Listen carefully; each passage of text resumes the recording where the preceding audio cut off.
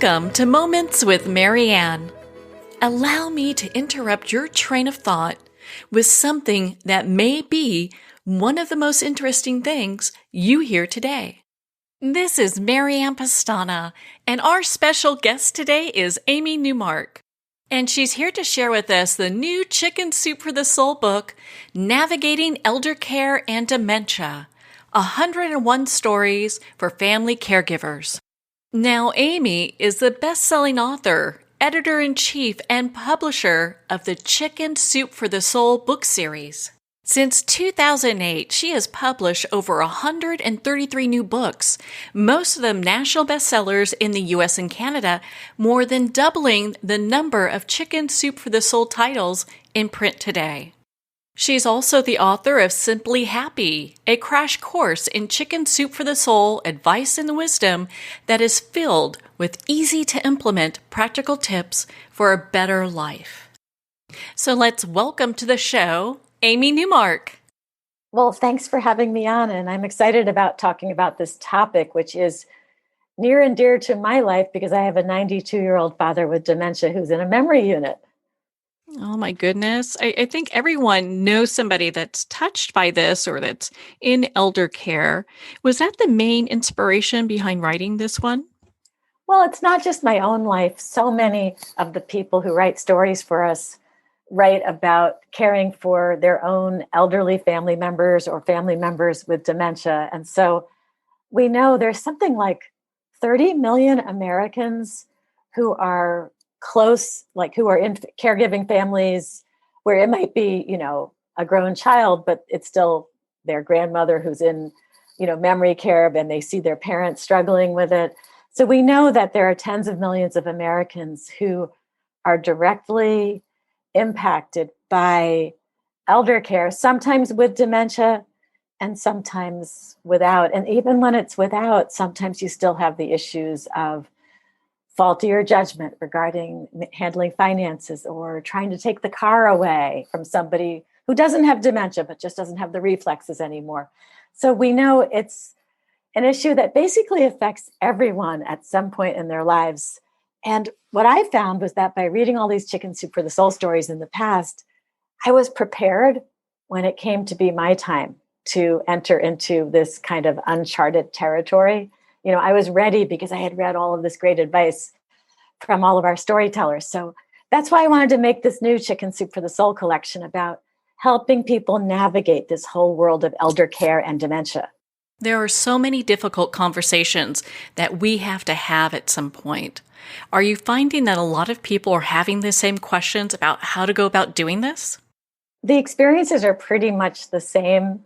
The people whose parents don't have dementia are still dealing with the issues of how do I get my parent to let me have power of attorney or at least signing rights to the account or some kind of supervisory rights to the account? How do I take the car away or at least get my parent to stop driving at night? How do I get my parents to move to assisted living because my father is still climbing a ladder and trying to fix things on the roof and he's 87 and shouldn't be doing that. I mean, even before my father had dementia, I remember one time he decided to plow the driveway himself with his tractor, and he ended up deciding to then plow the road for the neighbors. And then he ended up with the tractor, stuck in a ditch down on the road. And then he had to walk up the steep driveway and hire somebody to rescue the tractor. And this was before dementia. But, there's all these issues that you deal with. And then when the dementia comes along, which it does come along for about half of people over age 85, then you have a whole additional set of problems to deal with and emotional issues and, the emotional turbulence of dementia. So I am just so filled with advice for people and tips from everything I've learned from my own life and from reading all of these stories. So it's all packed into this book now to help people, because here's the problem. When you start doing it, you have never done it before. And then when you finish and you're never going to have to do it again, well, now you're an expert. So we need to have all of those people who are experts share their expertise with the next people coming up, 5 or 10 years behind them. There's so much on this topic that we're basically walking together through when it comes to elder care. If we're trying to have a discussion with someone that we love, that perhaps now's the time that they shouldn't drive anymore. I know that can be a very challenging discussion because in many ways that's a loss of freedom. Oh, it really is a difficult talk. Absolutely. And you start out with that where you're trying to get your elderly parent or maybe your spouse to accept the reality that first he or she can't drive at night, then he or she can't drive at all, then he or she can't climb that ladder. Um, you start taking away what makes them feel like adults. And, all of a sudden they feel like they've been made back into a child and you're in charge of things. And so that's so tough. And then as things get worse and your loved one has dementia, well, you have to accept this new reality that this is not the same person you used to know. And their memories are not the memories that you know to be true, right? And so part of it is as you go down this rabbit hole of dementia, you have to start accepting that your loved one's reality is not the reality that you have, but you need to go and join your loved one in his or her reality. So I remember joining my father in his reality where he would tell me things and I would just nod my head and act very interested. And your first inclination is to say, no, that didn't happen. And then later you learn, wait, it makes no difference. You don't need to correct the person. If your parent thinks that he was a Vietnam War superhero and received the Medal of Honor, then go with it. What difference does it make? If your elderly mother thinks that your father is still alive and he's just parking the car, why remind her over and over again that he's already gone? Let her think he's just parking the car because she's going to forget in 5 minutes anyway. So there's a lot of adjustment of attitude that, we middle-aged people have to make when we're helping somebody who's older and is on this journey. You really learn a lot about forgiveness and you learn to be more flexible and more patient. And my husband, now my father isn't able to talk on the phone anymore, but for years he was. And my husband would hear just my side of the conversation. And he would say, I cannot believe how patient you are. I heard your side. I know your father was just making things up and you were going with it. Or sometimes we'd be in a loop where my father would literally ask me the same question, 30 times in 30 minutes. And I would just answer it 30 times in 30 minutes because he didn't remember that a minute before we had had the exact same conversation. But you get to the point where you realize, hey, I'm going to spend 30 minutes on this phone call. What difference does it make how I spend that 30 minutes? I'm spending the 30 minutes creating joy for the person on the other line of the call. Or I'm spending an hour in this visit agreeing with everything that this person says because for that 1 hour, I'm providing joy to this person, even though he or she might forget that you visited 2 seconds after you leave their room. You might not get credit for the visit, but you at least created joy for that 1 hour of that person's life. So you really do learn patience, acceptance. It's a little view into what your own future could bring. So you treat the person the way you hope you'll be treated in the future if you end up with the same fate. So it's really interesting. I think the people who've gone on this elder care journey do come out of it as improved human beings because we have learned so much about acceptance and patience and forgiveness and just being flexible. There is so much there for us to learn. And, I was real impressed with chapter 4 that discusses strategies and tips for coping. A lot of times caregivers put themselves kind of on the back burner and they don't really take care of themselves. I was real impressed with this chapter. Yeah, we share a lot of tips in this book. It's a very tip and advice-oriented Chicken Soup for the Soul book. Some of our books are extremely entertaining, and then some are really passing along great advice because the people who have already been on this path really want to share their advice because otherwise it's just wasted. We have all this knowledge we want to share. So like one of our stories in that book, in that chapter was by Morgan St. James, who's actually a really good writer, and I've seen her work all over the place. And she wrote about how she created a memory book for her mom who has dementia because her mom would keep asking her the same questions over and over again. And I remember making a poster for my father, the same idea, where they know people, but they can't figure out anymore who's in their family and what their roles are. So you need to make them a poster or a book or something that shows like a picture and say, this is, the dog, and give the dog's name. And this is your grandson. And maybe you make a family tree, but you help them to relearn all of this stuff because they're so confused. And so Morgan made this memory book for her mom, and her mom loved it and carried it around the assisted living where she was. And then a lot of the other residents wanted copies of it, but then of course they were taking on Morgan's family as their own. So then she got the assisted living to suggest to the family members of the other residents that they make their own books because everybody thought they were related to Morgan and her family after a while. But it was a great idea, and it's something that I did. And then another one of the tips in chapter 4 was by Brenda Leppington, who she wrote a whole story about this idea that I mentioned already about not correcting the incorrect memories and just going with them. And in Brenda's case, her mom would sometimes be aware enough to say to her, I know my cat is dead, but I don't really want to think that way. I'd rather pretend that my cat is still alive. So Brenda bought her one of those, like they have these animated stuffed animals that you can get. They have dogs and they have cats. And what Brenda did was she gave it to her mom originally when her mom knew that it wasn't a real cat. But then over time, it became real to her mom. And it kept her mom company. And she tried to feed the cat. And she would ask people, what they thought of how the cat was doing. And then when Brenda would call her mom, they would discuss how the cat was doing. And she realized it was just better to let her mom go there. Her mom used to read old letters from her siblings who were long gone, but her mom would read the letters to Brenda as if they had just been sent by her brothers.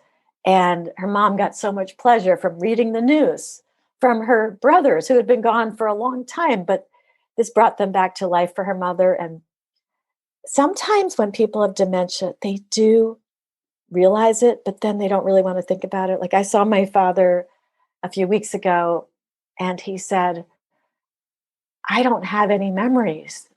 And it was so sad because all of a sudden he realized that they were all gone. And I almost thought, how does that feel? It's like you're in a boat in an ocean with no rudder and you're just floating around and there's nothing to grab onto. And that's sad when that happens. You're better off when people don't realize it and they're in this alternate universe where all kinds of good things are happening and all their loved ones are still surrounding them and they have stories to tell. That's really better. So after a while as a family member, you start to really love the alternate reality because it's so much more pleasant than the actual reality. It can be so heartbreaking to see this process take place and unfold in front of us. And I know in your book you talk about blessings and gratitude. And I think a lot of times people who look at this stage in life, which we'll all encounter someday, have a hard time identifying any blessings or anything to be grateful for. There are so many. For example, in the case of my father, he used to be pretty tough. And if somebody didn't serve him right away in a restaurant, he would complain. And he always had complaints about different things. And then when the dementia started, he would tell everybody he was a lawyer, which was true. And he was going to sue them and this and that.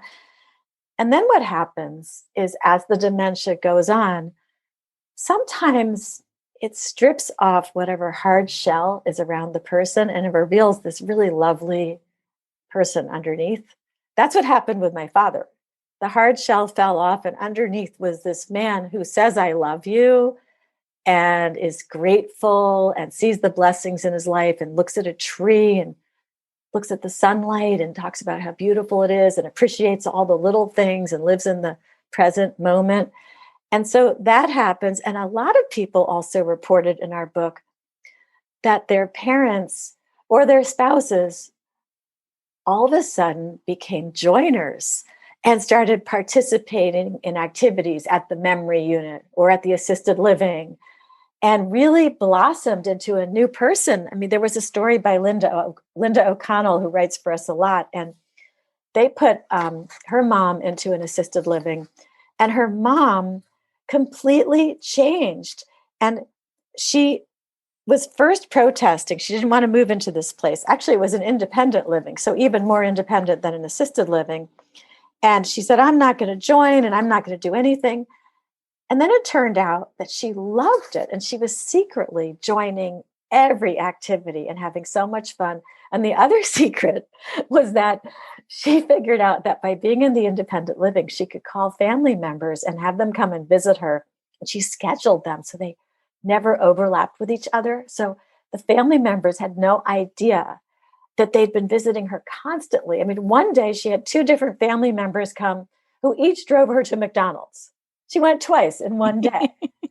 And Linda says in her story that her mom was a late bloomer who was like a lovely wild rose that finally blossomed in her elder years. So there are so many stories in our book in which older people moved to an assisted living or an independent living and had a great social life, had so much fun, or even in memory units. Like one man felt really bad because he put his wife into a memory unit and he felt guilty about it. And she was fairly nonverbal. But then one day she said to him, and this happens all the time, that somebody who's nonverbal or appears to be very non-lucid all of a sudden comes to and you have a whole conversation.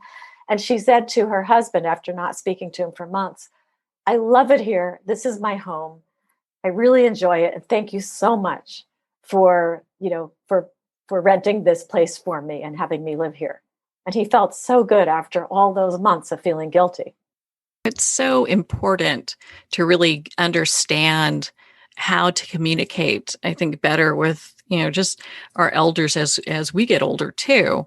When you were doing your research for this book, I know you're so well read on this topic and you know a lot. Was there anything that surprised you?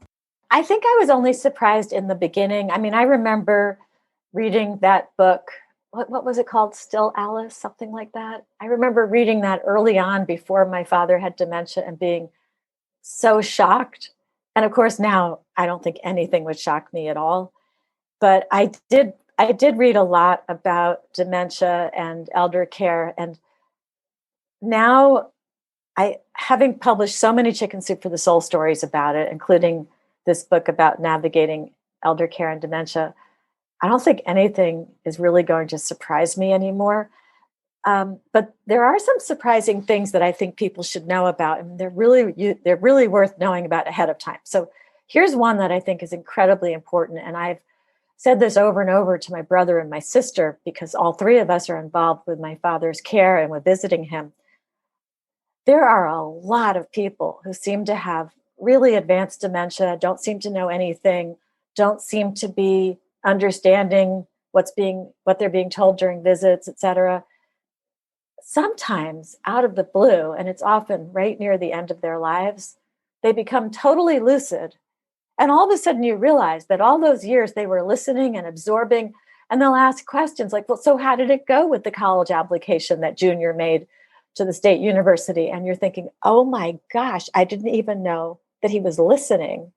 And so it's a really good warning. Like, keep talking to the person. It's not a waste of your time. Inside, your loved one is listening and understanding. And boy, would you feel bad if they came out lucid at some point and you realized, oh my gosh, all those things I was saying right in front of this person, he or she was understanding. So that was something that I thought was super important to share. And we have a number of stories in the book about somebody becoming lucid after a long period of seeming to be unresponsive. Another thing that happens is there's some really cool coping strategies that the people with dementia use that should not be discouraged at all. For example, one woman wrote about how her husband, who got early onset Alzheimer's, I mean, really only in middle age, he became friends with his reflection. And he thought his reflection was a man older than him because he thought he looked 20 years younger than he did. So the man in the mirror looked 20 years older to him. But that was his new friend. And he spends hours talking to his friend in the mirror. And I've seen that a lot in Chicken Soup for the Soul stories, these unusual social lives that people with dementia can create for themselves. So that was really cool. One more thing that I thought was very, very important to emphasize is self-care, because people make all these sacrifices. And we all have heard, put your oxygen mask on first and all of that, but the self-care is really important. So we have a whole chapter about self-care. And in my case, it seemed selfish. When my mother died, and I knew my father had dementia, and I knew my father was going to start calling me at 3 every morning, I went and unplugged my home phone line. I went down to the basement and unplugged my home phone line, and I kept it unplugged for 4 months until I could get my home phone line out of my father's speed dial.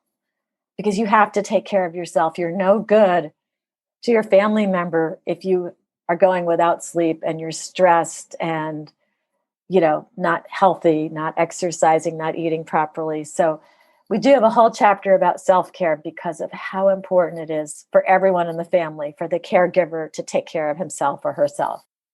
What lesson do you think we really need to learn that you present in the book that's like one that really sticks with you?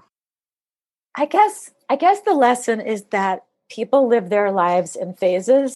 And so you just have to accept that someday it's going to be your turn. You're either going to be the caregiver for somebody who's elderly and possibly has dementia on top of being elderly, or you're going to be that person. And it's a normal progression, it's a normal part of life. And I think the more you're exposed to it by reading about it, the more you can accept it gracefully and in a constructive manner when it happens. I know in my case, when I finally realized what was going on with my father, I did a lot better because of my exposure to Chicken Soup for the Soul stories. And we had a prior book about Alzheimer's we put out in 2014. And we also had a book for family caregivers that we had put out in, I think, 2013. And so I had been exposed to it already. And so when it happened, instead of feeling sorry for myself or being overly concerned, I just thought, okay, it's my turn now. Because when you realize that tens of millions of people are going through this, you can have a better attitude and never even go down the path of feeling sorry for yourself. You just kind of shoulder the burden, learn as much as you can about it, and proceed. And then, as you mentioned before, there are blessings and silver linings, and there are things to be grateful for. And so if you go into it thinking, there are going to be some good moments that come from this also. There's going to be some funny moments. There are going to be some great memories created. It's just, how we accept babies and what they go through and all that babyhood and all the care, and this is a normal part of life. Well, it's the same thing at the other end. There's a time when people need a lot of care, and it's part of the natural progression of life. And so I think accepting it and not feeling sorry for yourself is very important. I really appreciate you taking the time to share that with us because, gosh, that's such great information. And I love how in your book you talk about how it takes a village. And I'd love for you to share a little bit about that. Well, yeah, because people, and this goes back to self-care, people sometimes don't spread out the burden enough. I mean, there was one person, and sometimes somebody has to say something to you that's just, you just have to hear the words at the right time, even if the words seem incredibly simple, but if they hit you at the right time, it makes a difference. And one woman was just destroying her own health, trying to take care of her children and her family, and then the elderly parents as well. And somebody said to her at the hospital, you're juggling too many balls. You have to hand some of the balls to somebody else. Well, that image of all the balls that she was juggling, and then thinking, okay, I've got all 8 balls I'm juggling. So she had this mental image of all the balls. And this person at the hospital said to her, just take 3 of those balls and hand them to somebody else. That mental image really worked for her. And she handed them off and discovered that her spouse and her children would help her. And you just have to ask. I mean, we have stories in here about families getting together. You hear people talking about, oh, my sister doesn't do anything or my brother doesn't do anything. Well, you have to really look at what each person's strength is and just go for that. And so we had a great story from Marsha Porta in the chapter that's called It Takes a Village. And she was one of 4 daughters. And what they decided to do when they were caring for their elderly parents, was look at the unique skill set that each one had. So instead of complaining that one of them, only wants to do the money side of things, but never will actually, drive to a doctor's appointment. Well, instead just say, okay, you're going to do all of the money stuff. So what they did was one daughter was an excellent cook. So she took on the task of bringing meals to her mother's house, and her mom loved that. And the whole family would get together to eat the meals. Another one of the daughters wanted to be the visiting daughter. So she would go and visit her mom and sit with her for hours and listen to her stories. And not all the daughters had the time to do that. Then another daughter was great at finances and business. So she took over all of the legal and business headaches. And there was a lot to take care of. And so that was what she did to contribute. So none of the other sisters had to worry about that. So you had a cook, you had somebody who would go and sit and listen to the stories, and you had somebody who would handle all the financial stuff and all the paperwork. And then Marcia said her skill set was being a healer. She was the one who was willing to do medical things. And so her mom had these awful, swollen, seeping legs that needed daily bandage changes, and no one else wanted to do that. So Marcia took that on. That was a huge contribution that she could make among the four sisters. And so she said that as a group, her sisters and she made her mom's life so much better. And none of them could provide the same things as each other, but each of the different skill sets they had came together miraculously to complete this wonderful set of caregivers. And then there was another family where there was a dad who was widowed, and they had all female offspring in the family. So there were 3 daughters and there were 4 granddaughters. Well, the 7 females all took care of the elderly father/grandfather. And so they divided up the week, and each girl or grown woman would take one day of the week. And on that day, she would call the elderly relative once in the morning and once in the evening and chat, and then report to everybody else. And they just each took one day out of 7. And it worked out really, really well for them because they stayed on top of what was going on with their father. He felt very well cared for. And so people just have to be flexible. And I think that's something also that siblings really have to learn to do, is be flexible about who's going to do what and appreciate what strength each sibling brings to the totality of the care. My goodness, Amy, I always love the books that you bring. All the Chicken Soup for the Soul books are just amazing. Where can our listeners connect with you and be part of your community and learn more about these great books? So our website, chickensoup.com, is just overflowing with information. And if you go there, you can click on our podcast and you can listen to the Chicken Soup for the Soul podcast, where I share these stories from this book about elder care and dementia and from our other new books. You can also sign up for our daily newsletter. You'll get a free story in your email every single day, including stories from this book. There's just a wealth of information at chickensoup.com. You can find all kinds of things there in addition to more information about this book. Well, Amy, it's been great to spend this time with you. Thank you so much. Thank you so much for having me. It's always a pleasure. It's so much fun to spend, a good 30 minutes discussing my newest baby, my newest book. So thank you. Well, thank you so much, Amy. It has been an honor to spend this time with you and to talk about the new Chicken Soup for the Soul book, Navigating Elder Care and Dementia, 101 Stories for Family Caregivers. Now, Chicken Soup for the Soul book series is available everywhere you buy books. That would be Amazon, Barnes & Noble. You can get them at your indie retailers, which of course we want to support our indie bookstores. And also you can find them at chickensoup.com for more information. Well, we're at the end of our time today. I would like to thank everyone for tuning in. You've been listening to Moments with Mary Ann, where we make every moment count.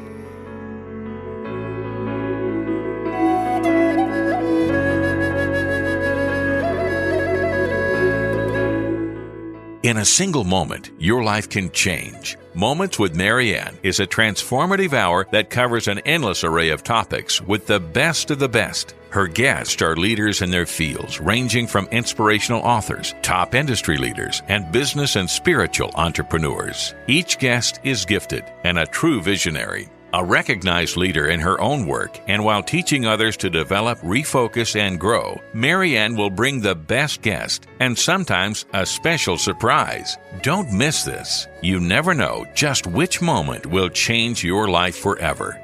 Make sure to tune in and visit momentswithmarianne.com for more information.